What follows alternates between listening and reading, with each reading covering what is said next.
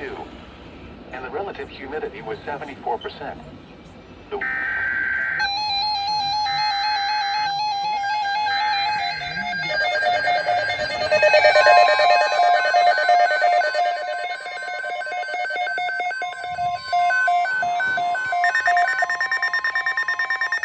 National Weather Service has issued severe thunderstorm watch number 76, effective until 11 p.m. or midnight Eastern Daylight Time Friday.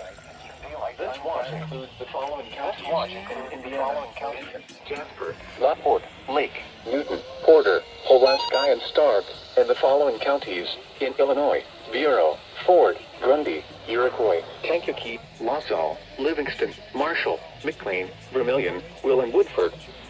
Remember, a severe thunderstorm watch means the conditions are favorable for the development of severe weather, including large hail and damaging winds, in and close to the watch area.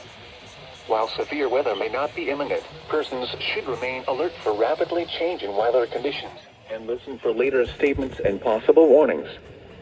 Stay tuned to NOAA Weather Radio, commercial radio and television outlets, or internet sources for the latest severe weather information.